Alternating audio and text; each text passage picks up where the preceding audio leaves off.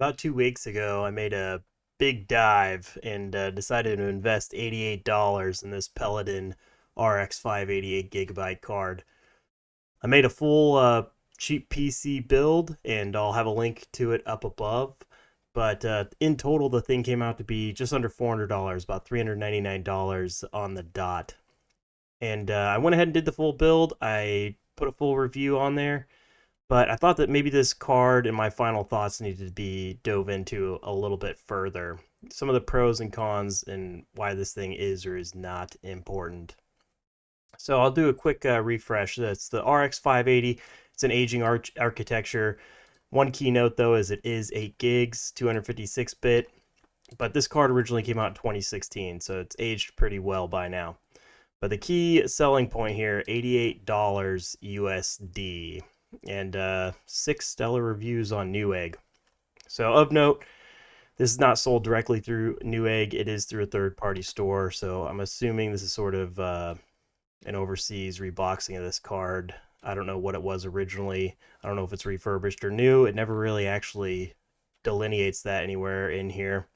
And then also, it's not a true, and the title says an RX 580. It's actually that RX 580 2048, which is a cut down version of the original card. It's about 10% slower, and the GPU and VRAM speeds are slightly declocked. So I made the full build. I tested it out. Initially, I was a little bit dissatisfied.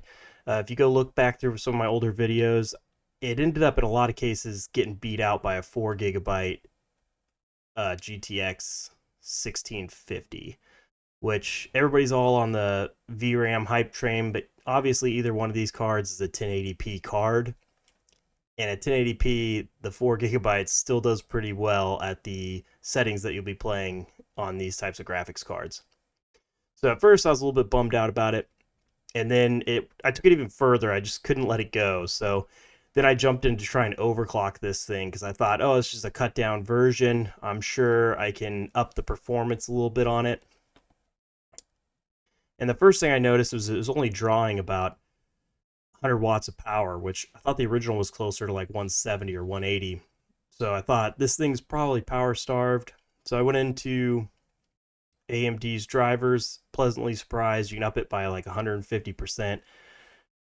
First thing I did was just up the power to make sure that that wasn't the limiting factor, and I gained, 2 to 4 frames per second in games, which, if you're right on the verge of having an unplayable experience, might help you out. But then I figured, okay, we're just getting started. I'll be able to go ahead and jump in and increase those clock speeds, get a little more performance.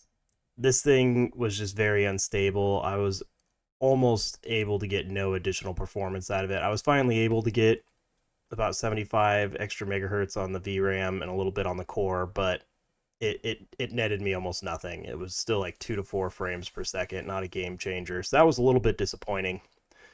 So all in all, my initial review, I guess I was pretty sad about it. And then I started thinking about it from kind of a different perspective. So AMD did this thing. They released their new G series, 8000 G series processors. And I don't want to get too far into these, but basically it sounds like it's a new generation because it's 8 instead of a 7.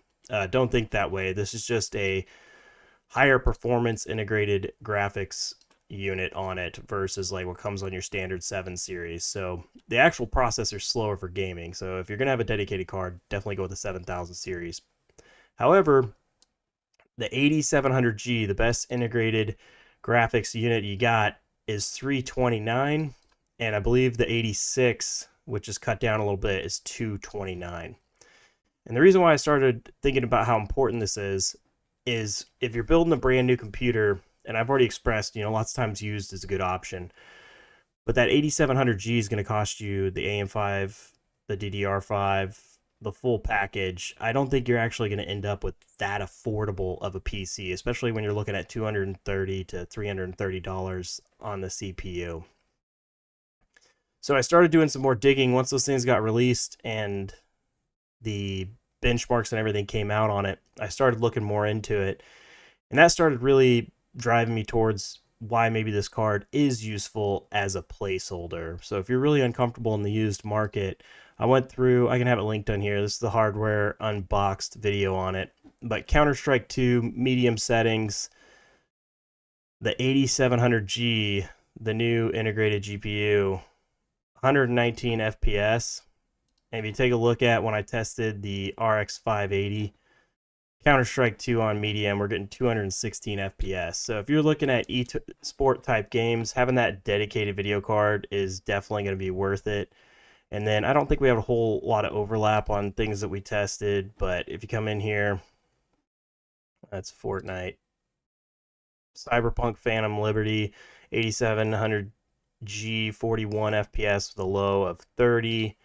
If you take a look over here, that was a harder one to run. Cyberpunk, is that low or medium? Low. Yeah, so Cyberpunk low, we're looking at 47, 34, and the 1% low. So we're still doing significantly better. And the reason why this really matters is just in the pure price. I'm not even going to take into account the DDR5 or the AM5 additional costs or anything like that. But if you're looking at $329 divided by, I had $188 between my Ryzen 5500 and that RX 580. Or I should have gone the other way. So yeah, it's almost half of the cost. So my setup was 57% of what just that CPU would run. And if you're going to get a dedicated video card down the line, then the G series is not the card to have. So that kind of maybe see this thing in a new light for the kind of person that's thinking, you know, hey, I can't afford to get the full package right now. And first of all, I don't usually recommend that. I recommend buying your whole computer at once, because if you don't, the prices are going to decay over time. You might have just been better off saving and getting cheaper prices in the future. Or if you can't put the full thing together, you don't know if all your parts work or not. But in this case, let's say you were thinking about going with an integrated GPU. You'd be better off buying a faster CPU that's going to work in the long run and throwing something like this in there. Now, do I really recommend this card? For sub $100, I don't feel too bad about wasting money on it. I personally would go used. I think something like the 5700 XT has huge gains, and you can find those on eBay and stuff for about 125. And I think, to me, that difference of about, you know, 40, 50 bucks, I'd rather have the 5700 XT used in the meantime. But if you absolutely don't want to do that, this thing is a great little placeholder. And then also just your play style. If you're not interested in AAA games at all, this card was great in indie titles. I mean, the PC I put together in Hades got like 500 frames per second, more than your computer screen will ever display. You know, Counter-Strike, Valorant, looking at 200 frames per second. You know, there's no need to overspend on these types of games. But if this is your one and done forever, I would just go used. But if it's a placeholder, or you just know you only play older games or simpler games, really no need to overspend, because the only game I could not complete a test on this card was Alan Wake 2. It just didn't have the shaders required. It wouldn't work. But every other game it did complete. And for 88 bucks, comparatively, there's just nothing else new in that bracket. So I guess overall, for one and done, and if you like newer games, absolutely would not recommend. Just keep saving. I also wouldn't recommend doing an integrated GPU. I would just keep saving. For that, you're going to want to at least get, you know, the 6600 XT from AMD at $200. That's the best bang for the buck, no question about it. But if you just play older games, simpler games, esport games, or you don't want to get an integrated GPU and you just need something to hold you over until you can save up again for something like a 4070 or whatever comes out next, both of those are great examples of potentially why this card would work. But ultimately, I would probably, once again, just go something used like the 5700. And then here's all the numbers that support it. You know, all of my hard to play first person, or AAA titles at the top. Most of them are all breaking 30. Some of them are breaking 60. And then any of the simpler games or esport games down at the bottom. Very, very playable experience. So ultimately, would I recommend it? No, I probably wouldn't ever buy it again, but there are some niche cases that you maybe could, and especially just if you're looking to integrate GPU and you think you're going to be serious into gaming, just don't do that. Even something real cheap like this would be better. But with that, I'm going to play some more of that benchmark footage just so you can see it in action, and good luck building your next PC.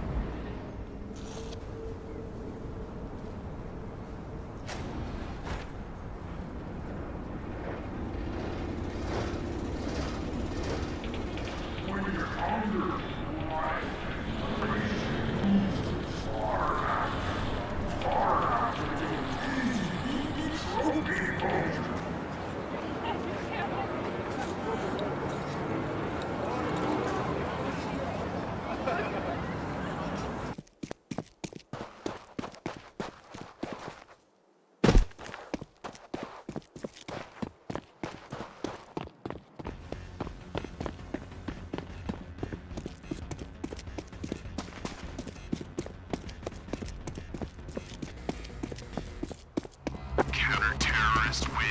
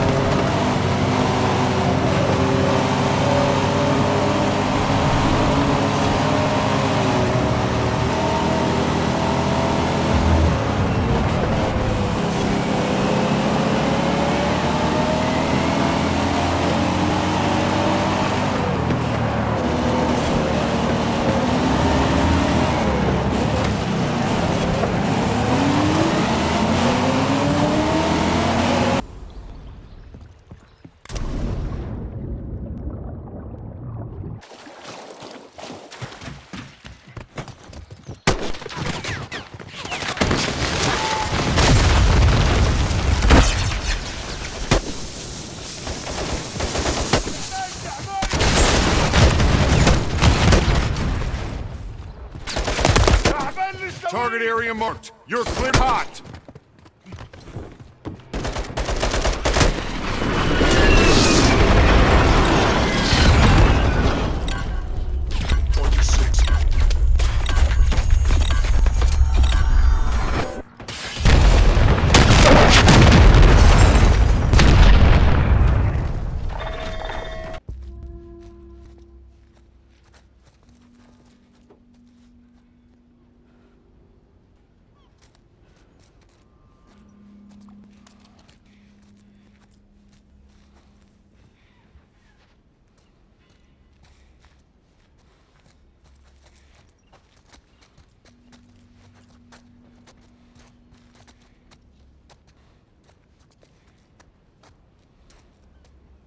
You picked the wrong day to screw with us.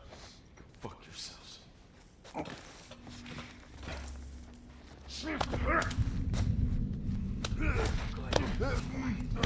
Who's there? Damn it.